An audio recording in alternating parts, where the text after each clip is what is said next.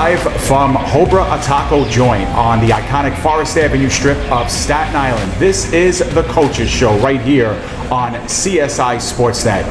Good afternoon, everybody. I'm David Pizzuto, co-host of the Coaches Show. Our other co-host, Joseph Foreman, on the other side of the camera here, making sure all of the sights and sounds coming to you seamlessly from right here at Hobra. It's our pleasure to bring you today's show here for the month of December.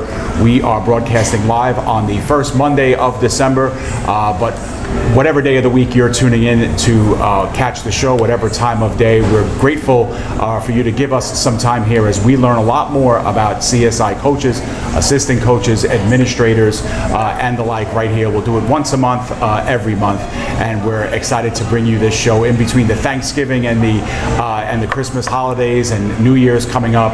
We got a lot of sports going on at CSI, and of course, we're going to welcome some coaches during those winter months. Last month we had Nicole Sarcone, and this month we have Mike Akalaitis joining us from the swimming and diving team. So with that being said, I want to welcome in our first guest. Mike, if you'll slide down and join me first and foremost. Mike, welcome to Hobra and welcome to the Coaches Show. Thank you, Dan. Pleasure to be here. Yeah, that's right. Mike and I go back a little bit. Mike, when did you first get to CSI? So I started in the middle of the swim season of 2011-2012. Right. So approaching that decade mark. Yep. For sure. And it must feel good. I know that we're taping this, around 11:30, 12 o'clock in the afternoon, and you guys practice. Pretty much the first team in the building, most of us. So it must feel good to kind of get out a little bit and join us here for lunch and a break from the norm for you. Yeah, absolutely. It's great to get out when you can, and we do practice early in the morning. We are one of the first teams in the building, but I think it really sets the team up for success, not just in the pool, but in the classroom as well. Start their day with a workout. There's all types of research and science that provides waking up and working out, kind of get your day started on the right foot and helps them study as well as swim. Yeah, and I've noticed, a lot of sports, a lot of swim programs don't really start to really get underway until this point on the season. But you guys got quite a number of meets already under your belt. Is that done intentionally to kind of work through this winter? What I really like to do is definitely have some racing in the beginning of the season. This way the team has something to get excited for. It is a long season. Men's and women's basketball starts a couple weeks after us. So by the time basketball starts, we feel like we've been swimming a really long season. So to have those races in the beginning, it kind of motivates them throughout the year. Yeah, and what does it do for you personally to know that, as a coach, you're kind of working with the kids a lot more, especially with the move to D2, which we'll be talking about a lot more once we get things rolling here. But as far as being able to work with the team for longer periods of time, have a more extensive training with them, how does it feel as a coach to be able to do that a lot sooner than other programs? It's great. As a coach, you just want to be working with your kids all year round. So to get them earlier, it kind of lays the groundwork for the rest of the year. Unfortunately, not everyone does what they need to all the time during the summer breaks, whether because it's taking more school classes or because of work, but it gives us the groundwork to kind of set the foundation for the season and gives us a little more time to properly prepare for the full season. Gotcha. So Mike, I know you're aware of how the Coaches Show works. Obviously, once a month we bring a coach on, and we have a delicious lunch here at Hobra, sometimes at the Kettle Black right across the street. So we'll talk a lot about your team, we'll talk a lot about you and your career, and at the end we'll kind of tie things up with learning a little bit more about you. We'll have some fun at your expense probably. But we're excited for you to be on the show. Why don't we step aside and take a break, take a look at the menu that Hobra has prepared for us. We'll put our lunch orders in, and then we'll start getting underway with Mike Akalaitis, learning a lot more about the coach and about the programs that he oversees. So this is the Coaches Show for the month of December. We're here live with Mike Akalaitis, and we'll have more after this.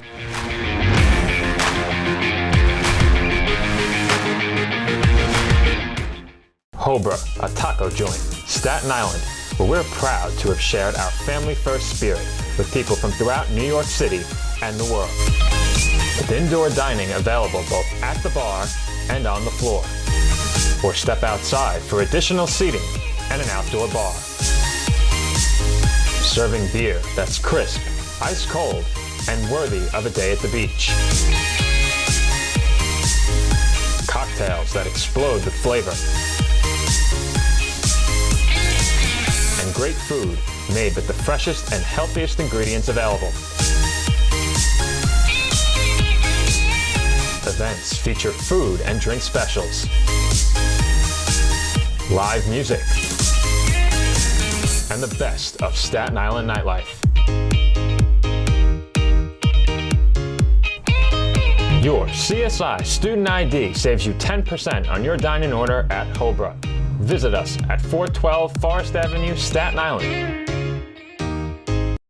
The Kettle Black on Staten Island, a top 5 wing joint in America by Food and Wine magazine.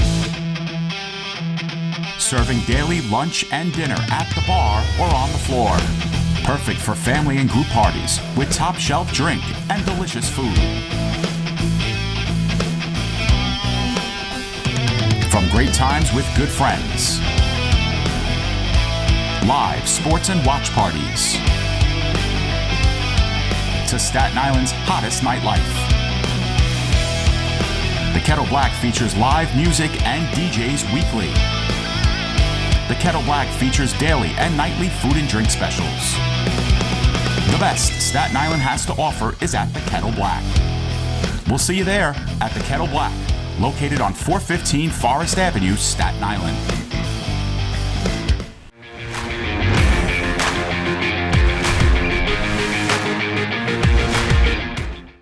Welcome back here to Hobra, a taco joint right here on Forest Avenue in Staten Island. We are broadcasting live here with Mike Akalitis from the CSI men's and women's swimming and diving programs. Mike, it's a pleasure to have you join us today. We put in our lunch order, so we'll expect our food to get here at some point during our interview.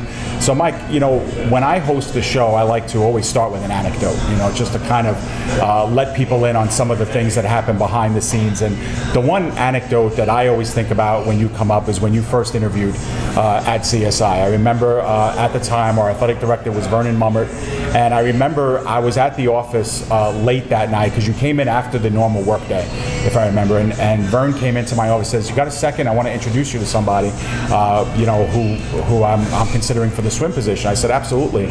So I walk in, I see you. You're a really young man. You still are a young man, and you were super young. You look like you were fresh out of college.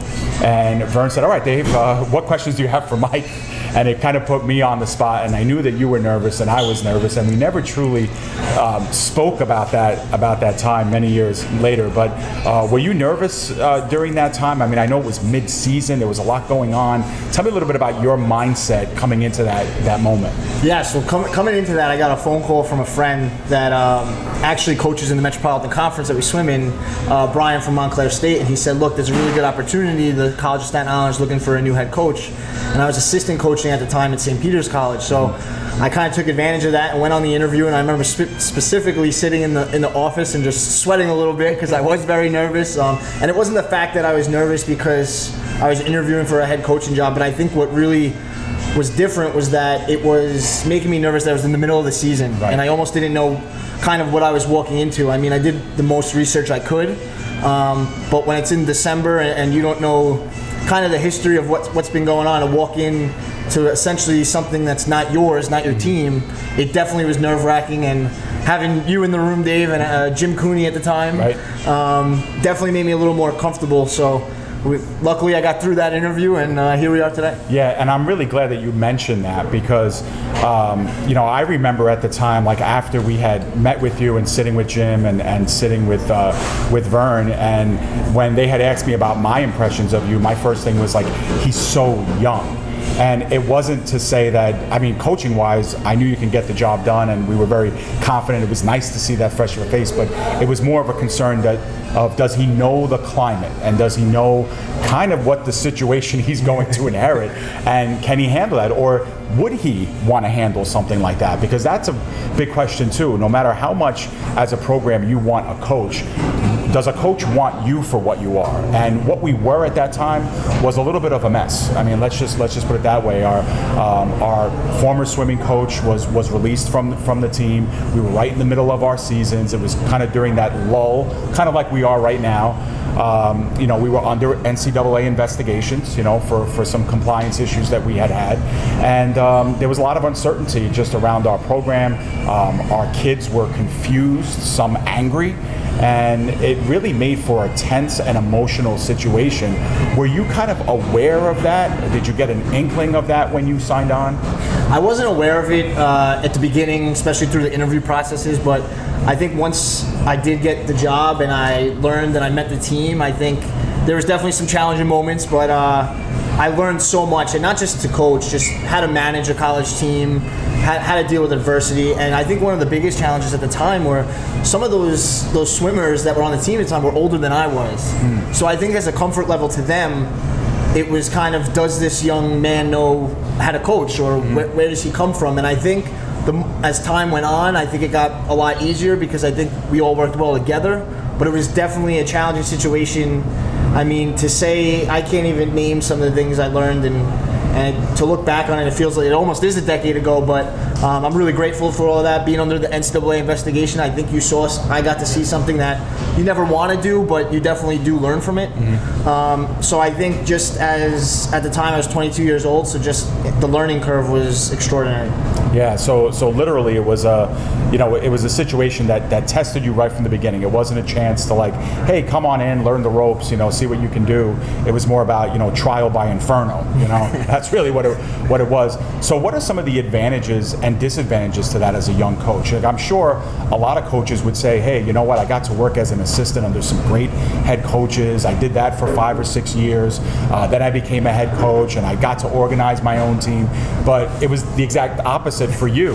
But are there advantages to that, or are there disadvantages to that? Talk a little bit about that. Yeah, I think some of the advantages were just, I had to learn pretty quick. When I first got the job, there was a group of very talented swimmers that were on the team already, and I remember being very nervous on how to handle them, and it caused me to read a lot, to talk to other coaches, to pick up the phone and call my college coach, or to pick up the phone and call a coach at Montclair State, and just kind of learn what I should be doing, how these young men should be swimming. And I remember being at NCAA Nationals with a group of the swimmers, and I was lucky enough to do that as a young coach, and just so much outreach, and a lot of other coaches, I guess, that read the headlines of what was kind of going on were there to help me, and I really appreciated that. And I think the biggest advantage was just I had to learn quick, but I don't know if I would have learned as quick if I wasn't put in that position.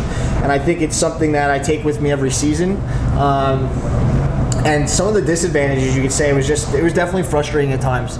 Trying to get those swimmers that weren't essentially mine when I got there to trust me, to let me coach, to listen to me. So definitely had both advantages and disadvantages, but at the end of it, I think we all came together, and I'm grateful that I was put in that position. Yeah, and now here you are, many years later, of course, all the better for it, obviously, and able to give lessons to some younger coaches. And, and I guess that leads us to where we are now. Now in your 8th season, some of your former pupils, like Derek and Tim, are working under you. You bring in Anastasia Nicholson, who works principally on divers. And so you've been able to now manufacture your own staff through this process. How proud of you of some of the lengths that you've gone through personally as a coach, and then being able to see some of your former athletes that you were with for 4 years now become a part of your staff?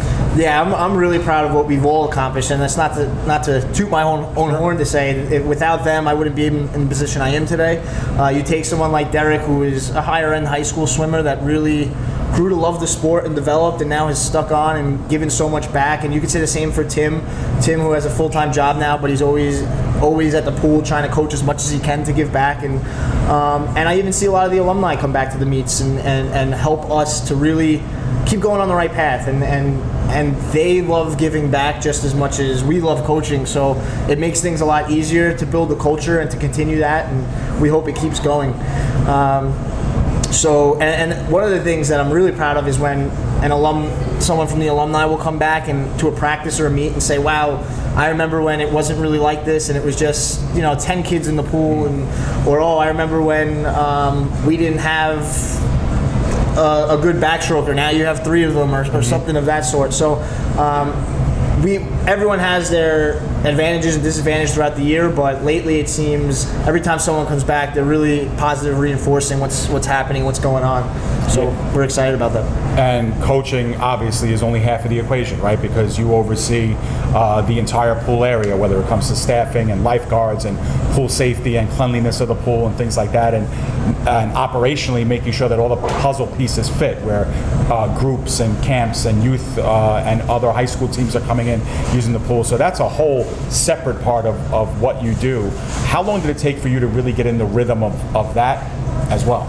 That was just as challenging as coaching, because when I did get the position, a lot of things were a little sloppy, to say the least. So it took a lot of cleaning up and going over contracts and dealing with a lot of people in the community and just getting to know them as both, as people and as a small business or a not-for-profit organization.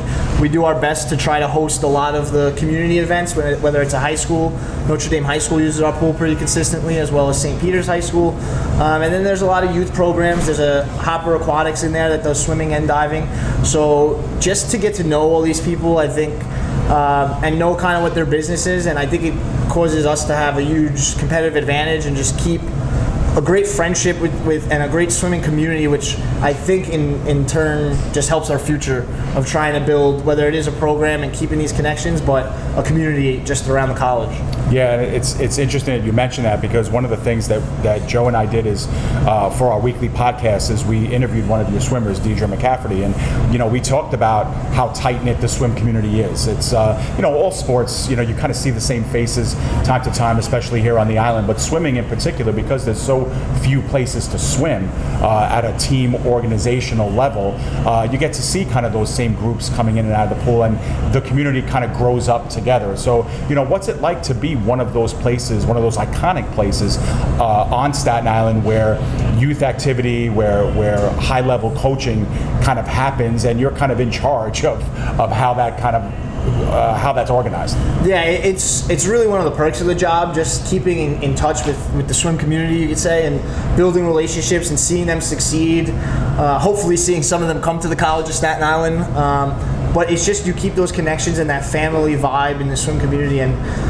like Deirdre mentioned on her podcast, she has 5 siblings. One's a twin brother who's at Maritime, and she has four sisters in the pipeline, and she said that maybe 1 or 2 of them will come, and that would be terrific. But it's those kind of connections that you're kind of more than just a coach to these people. You're someone that watched them grow up and form relationships with, so you truly do care about them and their future in the sport. Sure, that's a good point. Something I talked about a lot with John when he was on the show as well, about working with some of these kids from the time they're 5 and 6 now to when they're college age, and then of course handing them off to society once they're out of your program. It must be a real special feeling. With that being the subject, let's learn a little bit more about you, the swimmer. Obviously you were a high level competitive swimmer, high school, Monsignor Farrell, correct? But even as a youth before that, when did you get the swim bug? When did it start to attack, and how did you know that you were going to pursue swimming?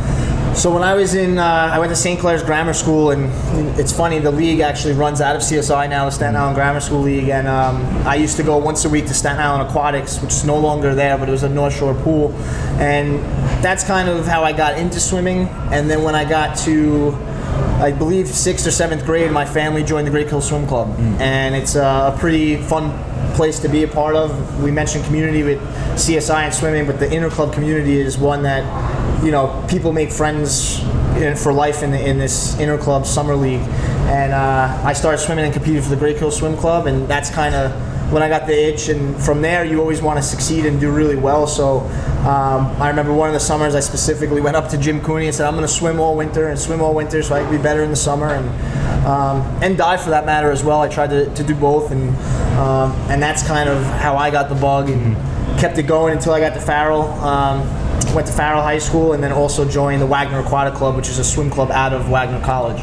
Is that when the switch kind of happens, where it's like now it's become super competitive, it starts to monopolize a lot of my time? Yeah, when you join the club team is kind of when you decided you wanted to become a serious swimmer. It's all year round, as Deirdre mentioned, very similar. It's multiple times a week, sometimes multiple times a day, but it's really just between It's also expensive, so your parents want you to be dedicated. But that's when you kind of make the decision. I'm going to do this all year round. I'm going to do this 6 days a week. And at what point in your, whether it was your high school career or your club career, obviously, did you kind of think to yourself, you know what, I'm starting to get pretty good at this, where, a lot of the students that I'm side by side with, I'm better than them at this point. At what time do you get to realize that I could be a Division I swimmer or I could be a high-level elite swimmer?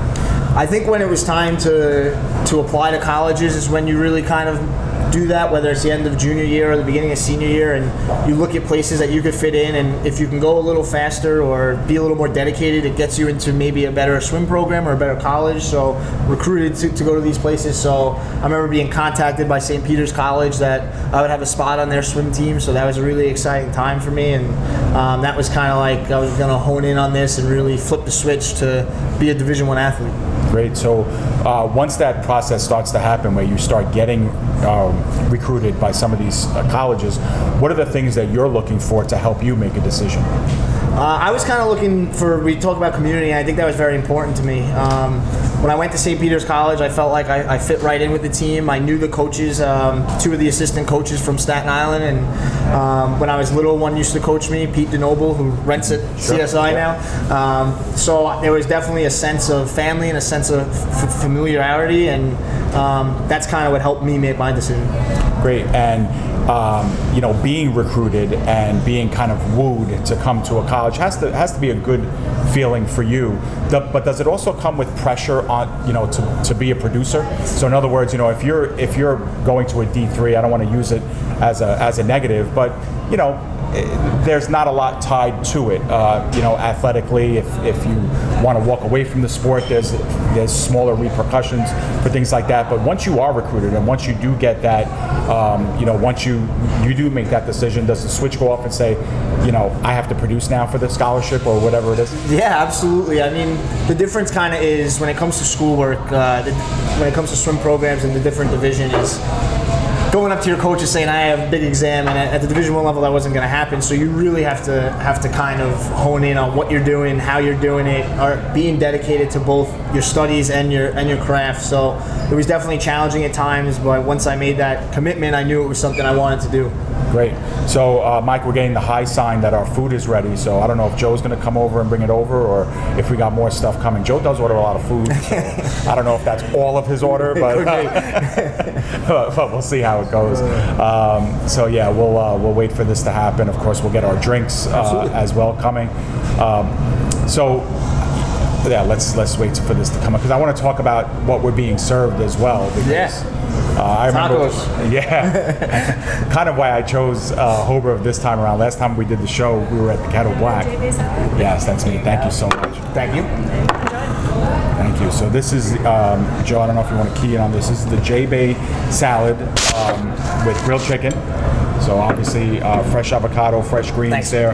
And Mike, what did you order? So I ordered 3 different tacos. One's a taco with shrimp, one's with fish, and one's with some beef. But the tacos usually are fantastic here. I love them, so I can't get enough of them. Yeah, and that's one of the things I talked about too with John is about food, and John loves food. Yeah, exactly. I enjoy it almost as much as he does. But one of the things that I really like, especially about Tex-Mex, Mike, is the freshness of the food, because it's definitely something that you can taste. So I think Hobro is one of the real key places, not only in Staten Island but really in the country, where you can get a real fresh taco. It's not too heavy, and it's got just enough ingredients to keep. You're gonna have to fit that in your mouth somehow. But yeah, that's one of the things I really enjoy about this place. No, it's great. You could order. I got 3 different tacos, but order them by 1, by 2, by 3. So it gives you a different taste for all of them, and that's why I really enjoy it here. Yeah, and my problem is that I started a diet this weekend. So my wife makes fun of me. She goes, "Who starts a diet during Thanksgiving break and when we're going into December? That's like that's madness." But gotta start somewhere, right? Yeah, exactly. And I need some kind of healthy options on my plate. But this is great because I feel like when I come here, I can eat hearty, but I also feel like what I'm putting into my body is truly healthy. So I want to thank the folks at Hobra, obviously Rob Casatelli, Tommy as well, for all the great job that they do for us, and of course hosting us and feeding us the right way. So Mike, while we're still kind of tied into food, diet of a swimmer, especially during preseason, do swimmers tend to lose a lot of weight during the season or gain? It's a really obviously we burn a ton of calories while we swim. We swim about 2 hours most days of the week, and then other times we're adding another practice. So you tend to lose weight during the season. It's very important to try to come into the season in shape so there's not too much pressure on your shoulders. So you definitely should be doing some cardio leading into the season. This way, drop a few pounds that way, not putting stress on your body. And then during Christmas break, it's our most challenging time of the year. So a lot of swimmers will drop some weight then. And then you have to be really careful at the end of the year because it's when we do less work to get ready for the championship. And we're not burning as many calories, so you can't be eating the same as you would in the middle of the season, which I've had kids fluctuate during that time. So it's just something you have to be aware of and on top of. Great. So while you get a couple of bites in, Mike, I'll frame my next question. Obviously, you were a very competitive swimmer at St. Peter's, obviously a high level, and you kind of have your career there, and then like we mentioned right at the top, having that opportunity here at CSI kind of pop up, and in a way that was one of the advantages to some of the chaos that was going on when this was happening, is that it was pretty good timing. I guess my question to you, Mike, is when did that bug for coaching actually start? Did it start right after college or while you were in college? So I remember being in college, and I believe it was my junior year. One of my assistant coaches, Frank Thompson, who I give a lot of credit to, he's helped me tremendous. He actually came and spoke to our team earlier this year, which was really nice. But I remember sitting down with him, and he was kind of asking me what I'd like to do. And I didn't know at the time, and junior year is when you should know. Right. I was studying business just to study something while swimming, but he basically said to me straight out, he said, "You're going to be a coach. I just don't know if you're going to be a full-time coach, if you're going to go coach high school." But after that, he put kind of his faith in me and told me that. I really started to look into it and want to do it, and St. Peter's gave me the opportunity to stay there for a year as an assistant, which was terrific, and that's when I got the itch. Great. So, obviously, you've been coached by many different people, because obviously as a swimmer, kids get trained very early, just learning how to swim and then learning strokes and then starting to master those strokes, working with others. Obviously, there's organized coaches at Farrell and obviously in college. What do you pick up that's differently from place to place? Because it's so expansive, the swim world, that a lot of it is very specialized, and then a lot of it is very organizational, more like team sport coaching. Yeah. So what did you get out of where? So it's really, coaching swimming could be really difficult, and at the end of the day, the easiest way to coach swimming is hard work pays off, because it's a very grueling sport, but at the same time, you can't just, tell your team to get in the pool and go. You kind of have to be smart about it. So I picked a lot up from different coaches, whether it was at Farrell from Frank Kraljic was my coach then, and he taught us a lot about pacing and heart rate and when it's good and when it's bad, when you have to be overexerting yourself versus swimming an easy swim.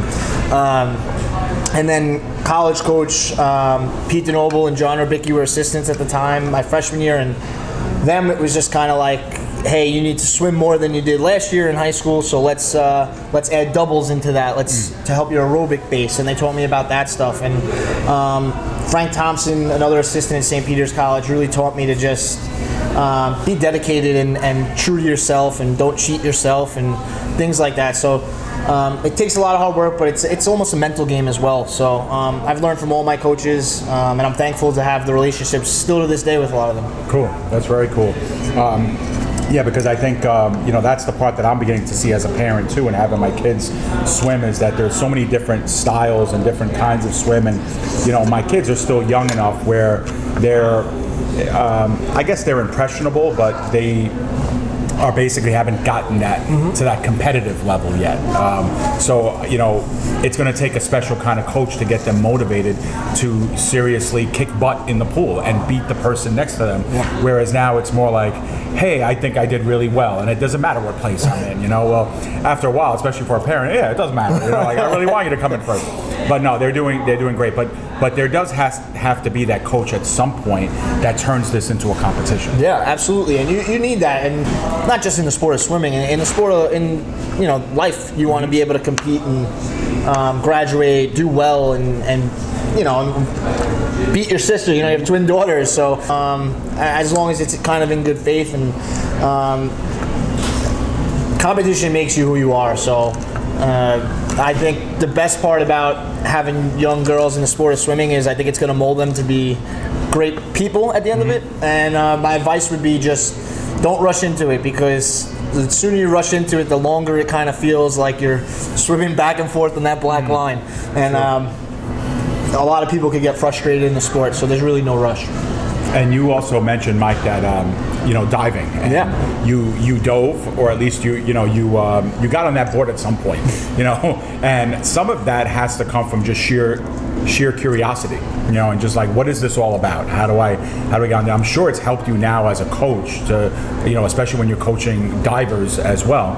But what kind of triggered that? Was it a curiosity kind of thing, or was it something that, hey, I could do what that guy's doing? Yeah, I think it was a little bit of both. Curiosity and just trying to accomplish something. When we were members of the Great Hills Swim Club, they had 3 diving boards, very similar to what's at CSI, and just hanging with your friends, you kind of play, there's a lot of different games you could play, and one of them was almost like a game of horse, like you would play in basketball. So copy the person that's leading, and it got you to try things and do things, and you never wanted to be the first one out in that game, so it kind of built you the courage to go do 2 flips off the board, and it was more of curiosity.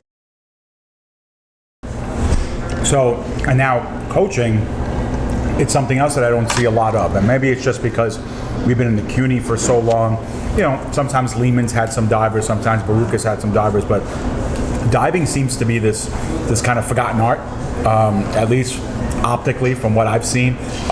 Is that natural in the swim community, or are we kind of the exception to the rule where we just don't see it? I think we're kind of the exception to the rule just based on our location. Being in the tri-state and New York, some of the resources are very limited, whether that's a 4-lane pool, a 6-lane pool, or an 8-lane pool.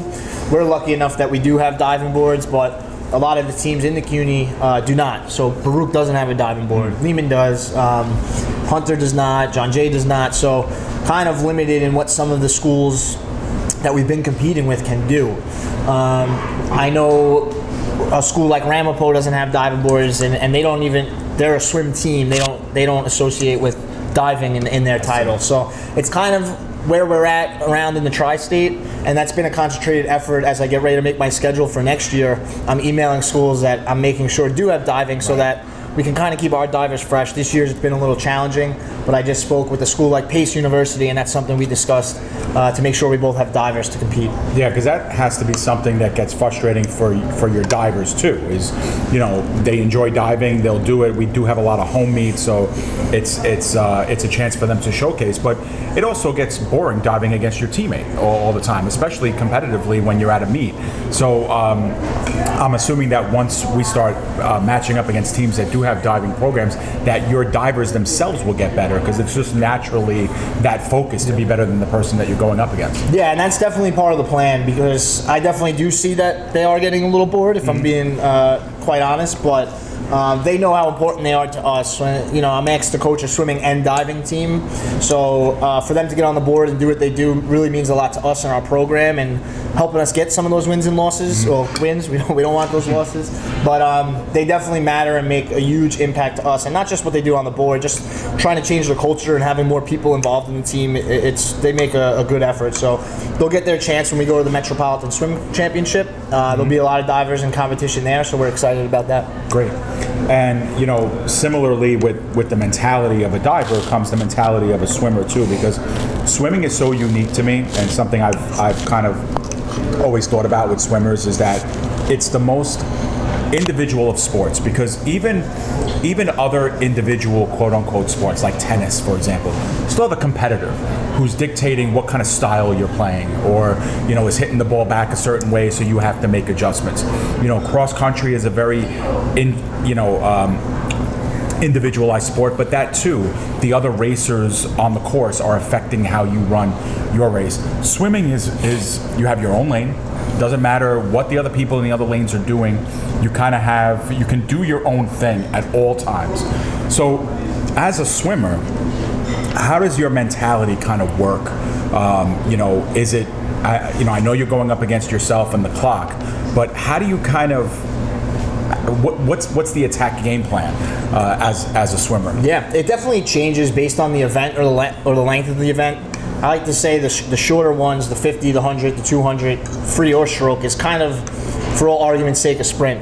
My swimmers won't like that I'm calling a 200 a sprint, but it's kind of just, you have to dive in, you have to race, and you have to just go for it. And if you exert all your energy and die, by all sense, in the pool and are hurting it the way home, that's something you have to train for to fix. So, but when you get to the 500 free, the 1,000, the mile, maybe the 4 IM, it's kind of a cat and mouse game, and you want to try to get in your competitors, the person next to your head.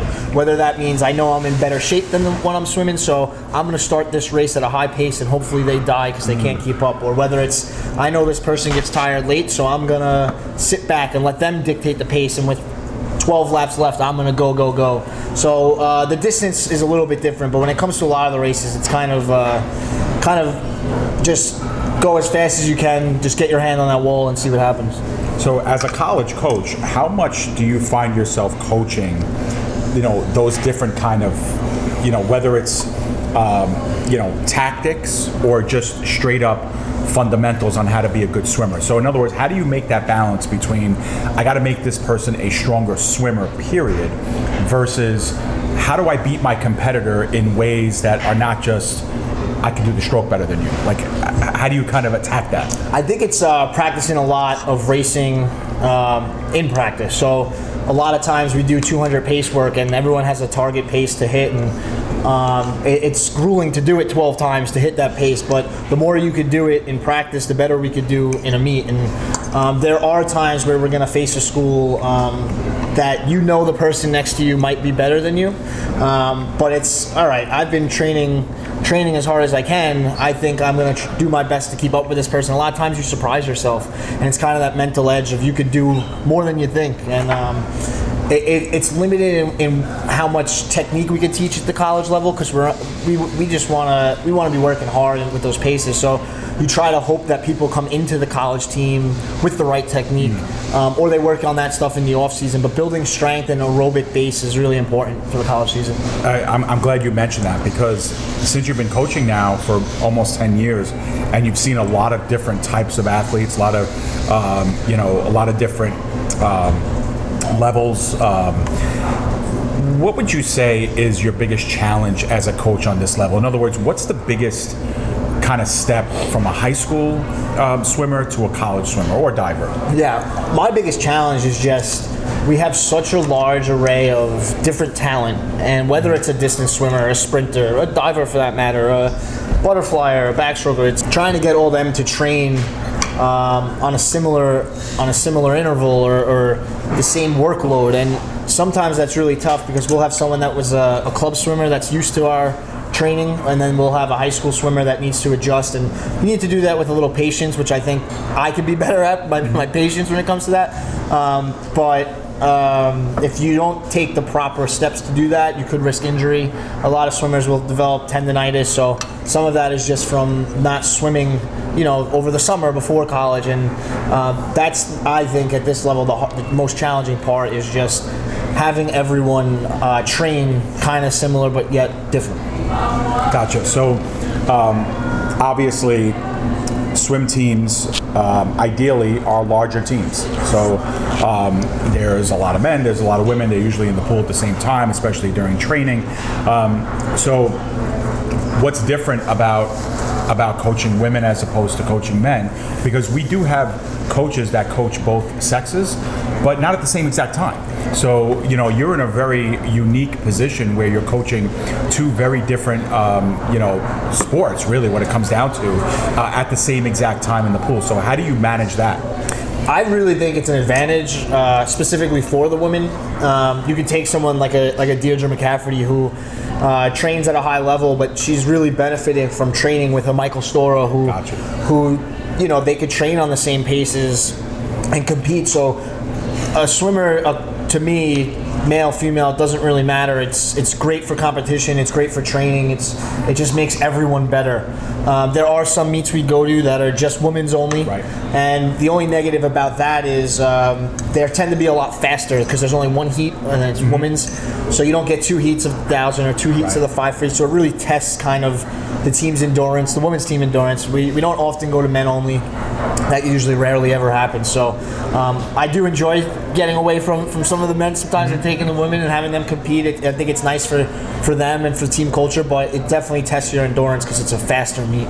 Gotcha. I wonder why that is. I mean, I know it's just John Jay and Hunter really, but is that common just to have men's programs or women's programs? I don't think it's too common. I mean, you do see it a little bit. I think part of it, again, it's challenging in the tri-state area with pool space. Both those pools have only 4 lanes, so I don't think they would have the space to run simultaneously another team. And then also, it comes down to sometimes Title IX. I know a school like Hunter has wrestling, and I see. I don't believe they have women's wrestling, so I think that kind of makes up for that. Gotcha. So, obviously, the big thing that happened over this past year was the move to Division II, and so exciting, so great. But in your case, comes with a little bit of an asterisk because the new conference that we're going into does not sponsor men's and women's swimming. The East Coast Conference does not have that set up. So you'd be competing primarily in the Metropolitan Conference, and that's kind of like a regional thing. For the people at home who aren't really familiar with how that's going to work in the future, what's that all about?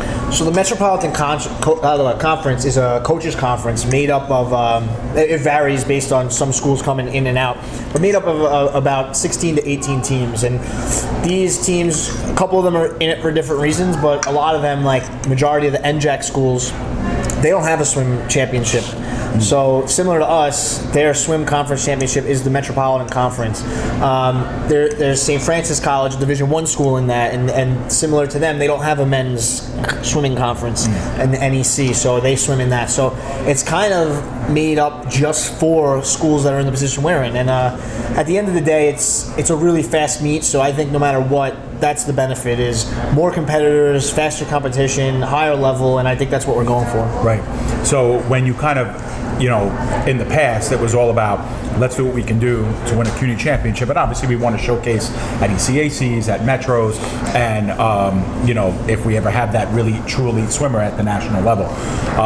Now the focus kind of changes because now what would have been very good at the CUNY level might not be as strong on the Metropolitan Conference level and on the national level. So how does that change your mentality as a coach to now, this was our rubric for success, but now this is our rubric for success? Yeah, I think the best part about that is it's going to make the program a lot better. It's already had its great help with recruiting. I could showcase that conference and how fast it is and what someone could come in and do. And a lot of times the top heat in each event, there's 1 or 2 swimmers, or even more in some cases, fighting to get to nationals. So a lot of our swimmers will be swimming at a higher level. And I think for this year and this current team, not everyone signed up to be going to this big competition, and it might be a little bit unmotivated for someone, but I think our teams handled it so well and really got behind it and motivated, and everyone wants to go there and do well, and it's at Rutgers and it's bigger and it's.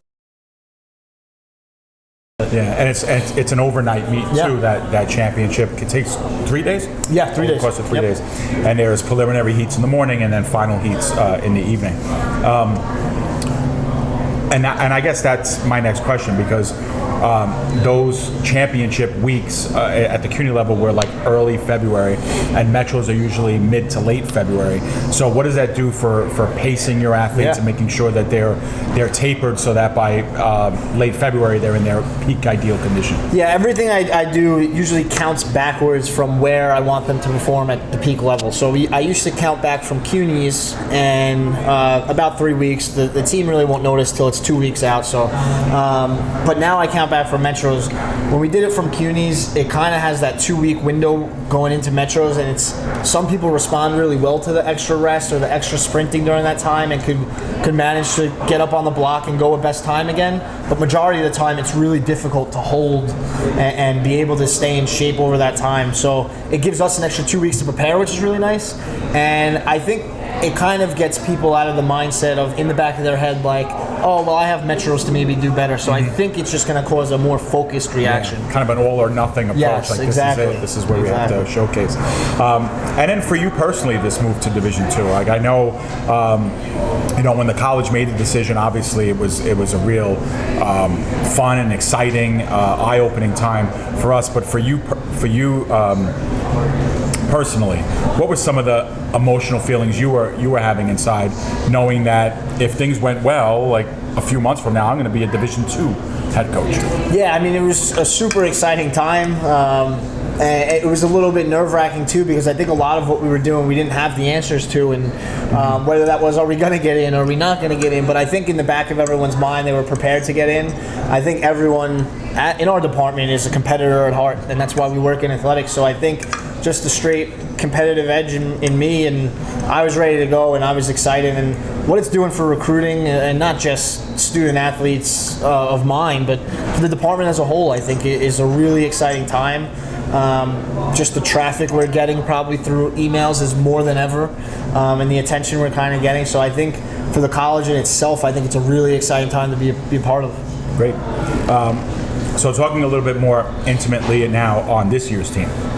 So you added a lot of talent on both sides. Got a real strong group of first-year players, men's and women's side, and the team's off to a pretty good start. A couple of tough losses for the women against Hunter and Baruch, but very competitive meets. You kind of think, in the case of Baruch at least, if you had 6-7 more bodies, definitely would have taken first place in that meet. And Hunter obviously was a tougher meet for you, but showcased really nicely. Are you happy with where the team is right now? I'm really happy. I mean, obviously I would have loved to win both of those meets, if not one of them, but I think coming from last year to this year, I think the team in itself kind of got the spark it needed, whether it's we did add a lot new faces, and I think a couple more club swimmers, and I think that's really making the difference in this year. And we lost a couple swimmers, whether it was due to graduation or a couple transferred, but I think going into it, we thought we'd have some of those bodies, but I think right now we're in a really good place. I think the team is, and the culture is at an all-time high. Having two really close meets like that, I think everyone gets behind each other, and it adds kind of a spark to the year and the season. And the coaching staff and I are really happy with where we're at. Good. So if this is a very satisfying start, what's going to be a satisfying finish for you this year? That's a really good question. I haven't yet taken the time to really sit down and maybe see a goal to sit at where we could finish in Metros, but I think just better than last year is a huge step up. I think just kind of having a couple of the other teams and coaches turn their head when we're all there, looking like a team and acting like a team and swimming in some of those final heats, more bodies. I think I'd like to just make our impact known that we're going to be a force to be reckoned with over the next couple of years. So that's kind of the goal right now. Cool.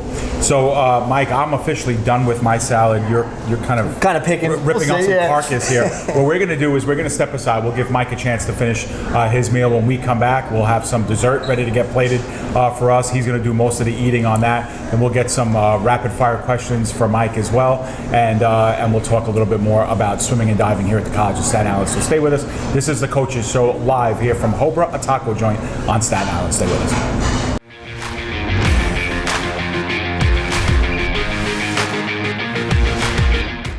Hobra, a taco joint, Staten Island, where we're proud to have shared our family-first spirit with people from throughout New York City and the world. With indoor dining available both at the bar and on the floor. Or step outside for additional seating and an outdoor bar. Serving beer that's crisp, ice cold, and worthy of a day at the beach. Cocktails that explode with flavor. And great food made with the freshest and healthiest ingredients available. Events feature food and drink specials. live music, and the best of Staten Island nightlife. Your CSI Student ID saves you 10% on your dining order at Hobra. Visit us at 412 Forest Avenue, Staten Island. The Kettle Black on Staten Island, a top 5 wing joint in America by Food and Wine magazine. Serving daily lunch and dinner at the bar or on the floor. Perfect for family and group parties with top shelf drink and delicious food. From great times with good friends, live sports and watch parties, to Staten Island's hottest nightlife. The Kettle Black features live music and DJs weekly. The Kettle Black features daily and nightly food and drink specials. The best Staten Island has to offer is at the Kettle Black. We'll see you there at the Kettle Black, located on 415 Forest Avenue, Staten Island.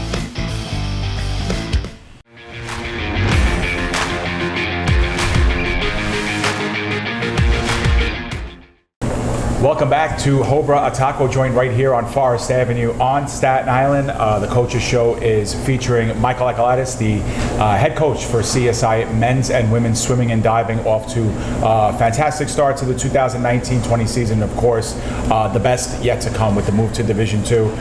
Mike, we spoke a lot about your career. We spoke a lot about the teams. Want to learn a little bit more about you, the person. You know, when you're not on the deck, when you're not at CSI, what are your interests? Are you a sports fan by nature? I know you are, but let's tell the folks at home. Definitely a big sports fans. When I'm not home, I'm usually looking at swim results though, and me, Tim, and Derek are usually texting back and forth about swimming a lot of the times, whether or not it's Olympic year or the website SwimSwam, we're always on that. But besides swimming, I am a huge sports fan. I love college football, NFL, hockey. Those are probably my 3 top sports I like to watch. So anytime we're eating lunch, Dave knows we're talking sports. So it's great to be working in athletics, but as well as when I get home and watch them. So. Have you always been a resident Staten Islander? I have. Right now I moved to Jersey City, so just a little bit of a familiar place for me is I went to college at St. Peter's, which is in Jersey City, so I ended up moving back there, and I've been there since last October. Got it. Now, I'm going to put you a little bit on the spot. Yeah. I know you frequent the Jersey Shore sometimes over the summer. I do. So can we see you fist bumping at DJs? I'm more of a Leggets guy myself. He's turning red, so you know that's but true. If you want me to fist bump, I'll fist bump. You're more of a what guy? Leggets. Leggets. Yes, okay, that's my favorite. We'll call it a restaurant to frequent down there. So I've worked there years ago and kind of never left. Gotcha. And I think that's the other thing about being located here, especially when you're reaching out to recruits, is that you're only miles away from a place like the Jersey Shore, which is really a summer spot for a lot of New Yorkers. And then, of course, our own backyard is you got Manhattan. Yep. So, you've already kind of reached out to kids from out of state that are going to be living in the dorms and that do now. And that's got to be a real good draw as a recruiter. Yeah, definitely. I think at first, when we first made this move, my initial thought was get the kids from New Jersey. And I'm having a lot more success with kind of a little bit further. Thank you very much. Thank you. No problem. A little bit further recruits. We have am I allowed to announce commitments? Maybe. We have a couple out-of-state commitments from Florida and Texas. But I think the draw for them is being close to New York City and taking advantage of some of the opportunities of business in New York and things like that. Yep. And here's the showcase of our meal. You can see it on your screen. This is the brownie a la mode. It's kind of a staple here. Mike, I can't eat it because I'm on a diet. Joe's salivating. Yeah. So, he's polished this off by himself sometimes, but I'm going to let you share this right. With him. And while that's happening, we have a special segment that we call Grill the Guest. So we'll put you on the fryer. We'll ask you some rapid fire questions, talk about how well you know our program. We'll talk about a little bit about you. We'll give you a chance to kind of choose one over the other, and we'll give you a chance to fill in some blanks and let us know a little bit more about who you are personally. So you ready to play? Ready to play. Let's do it. I got my cheat notes here. So our first segment is how well do you know your own team? Okay. So I'm going to ask you 5 questions about the CSI swimming and diving teams, and the more you get right, the more you kind of have an understanding. I will say that I think Tardy got 2 or 3 out of 5, something like that. I think he got 2. 2 or 3. Maybe we'll give him the 3rd, but Nicole Sarcone ran the table. Wow. She got 5 of 5. So we're going to put you on the spot now. So CSI began its 4-year intercollegiate athletics program in 1976-77. But when did CSI first start swimming and diving? I want to say 95, 96. That is absolutely correct. 1995-96, our first year as a swimming and diving program. And that, of course, went hand in hand with our move to the Willowbrook campus from Sunnyside. Okay, so under your leadership, CSI won the CUNY Men's Championships from 2014 to 2017. But when was CSI's last Women's Championship? I'm debating between 06 and 09, and I'm going to say 06. Would that be the 06-07 season or 05-06 season? It's getting very specific. I'm going to say 05-06. All right, you're 1 year. It's 2006-2007. But Okay. 6 was kind of right, so we'll give you half credit for that one. Okay, so earlier this year, Deidre McCafferty broke the butterfly record that stood for many years, set by this swimmer / CSI tennis star. Who was it? Is it Gabriela Villarreal? That's correct. Gabriela Villarreal was a #1 tennis player for us and also one of our top swimmers. One of the few kind of two-sport stars that swimming has had that's excelled in both. Victoria Cray was another one that you guys have had more recently. So 2 out of 3, 2.5 out of 3. All right, so here's question 4. 2014 championship on the men's side was your first. Okay. There was a 3-way tie for the meet MVP that year. They were all Dolphins. Who were they? Timur Rakimov, Yuri Zimarev, and Tim Sweeney. That is correct. 3 right on the nose. That was a 3-prong question. You got all 3 prongs right. I was going to say if you get 2 out of 3, you'll be fine. But all right, 3.5 out of 4. Very good. All right, so final question. 2015 was a great year for CSI diving. Both the 1 meter and the 3 meter diving records were broken on both sides, the women's and the men's side. Who owns those records at CSI? School records? School records. I want to say on the women's side, it's April Bartlett for both. And I want to say on the men's side, it's John Pignatelli. All right, you are correct with both. Again, Mike sends me a text today because I saw you looking at our boards. That's exactly what I was looking for, by the way. Okay, so our next thing is a little bit about me. Okay. So I'm going to ask you what your favorites are. You're going to answer and respond what it is. Awesome. Your favorite ice cream flavor? Just vanilla. Vanilla bean, if we're really getting specific. All right, very nice. Yes. I share that with you. That's my favorite. Favorite musical artist? Red Hot Chili Peppers. Red Hot Chili Peppers, nice. Favorite sports team? The Rangers. New York Rangers. Favorite movie of all time? The Sandlot. Sandlot, very nice. Favorite professional athlete? I guess this is a pretty easy one. I guess Michael Phelps. Okay. I don't know if you're a video game fan, but favorite video game? Right now I've been playing a lot of Call of Duty. Oh, very nice. So I am a video game fan, yeah. All right. Favorite book? I should have said video games or books. Then that would have thrown out that. I have so many I can go to. I did read all the Harry Potters, so we'll say one of the Harry Potters. Okay. I was going to ask you what your favorite Jersey Shore club was, but you just said it. So I'm gonna ask you, what's your favorite swim stroke? Butterfly. I was a butterfly in college, and I always just loved butterfly. Okay. And this is his other favorite. Okay. All right. I'll ask you which is better. I'll give you a choice between two. You tell me which one you prefer. Number 1, spicy or sweet? Spicy. Spicy. Number 2, bus trips or home meets? Usually bus trips, but Dave's been doing such a great job and his staff that the home meets have been a breeze, so I go back and forth. Appreciate that. Number 3, action or horror? Action. Action. Thanksgiving or Christmas? Thanksgiving. Okay. Playing or coaching? Or swimming or coaching? Coaching. Coaching. Restaurants or home cooked meal? That's a tough one. Both my parents have been cooks, so I kind of got spoiled growing up, but I think since now I'm living on my own, I think I'll go restaurant. Yeah, I'd choose your house over restaurants though. Powerade or Gatorade? Gatorade. And cats or dogs? Dogs. Did I see you with a dog the other day? Yes, you did. Was that yours? That was my dog. Tell me the story about that one. As you eat some ice cream, by the way. My girlfriend and I did buy a dog. His name is Wally. He's 11 weeks old, and he is a French Bulldog. Cool. Yeah. Very cool. So, so he was like this big, and eventually he'll be about that big. Probably the 20 about pounds. That round. Yeah. So a lot of the swimmers love seeing him around, kind of boosting our spirits. A lot of people tend to get sick at this time of year, but kind of using them as some moral support there. Nice. So. Nice. So, Mike, as we finish the dessert here, and as you Delicious. you take some take some more bites. Let's finish with this. Actually, let's finish with two questions. People who don't know a lot about us, maybe there's a recruit watching this video who's thinking about attending CSI. Maybe it's someone who found out we were going Division II and now wants to learn more about us, or is just simply browsing YouTube and learning about your programs for the first time. What do you want people to be left with when talking about your program?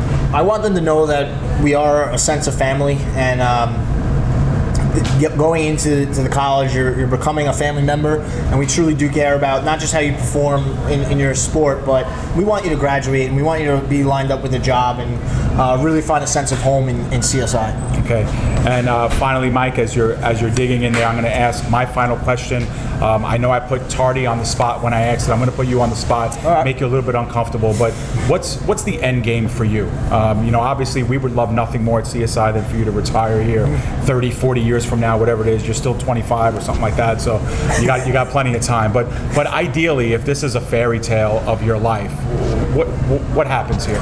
I mean, it's a really challenging question because I think everyone's end goal should be to coach at the highest level, but it's something you have to kind of be true to yourself with. And just like I tell my swimmers, you might not be going to the Olympics, but so maybe it's kind of the same type of thing. But there are a lot of Division I programs, bigger programs that do have full-time assistants and swimming operations managers, so there's a lot of opportunities out there. So maybe it's just coaching at much higher Division I level, and even outside of the mid-majors. I'm talking bigger Division I. Great. So Mike, it's hard to believe that we've been talking for almost an hour now, and I've really enjoyed this time spending it with you. It's rare, although we spend a lot of time together as a staff. It's very rare that we get together one-on-one, that I get to learn a lot more about you, and this has been a real enlightening experience for me. I want to thank you for being a part of the Coaches Show.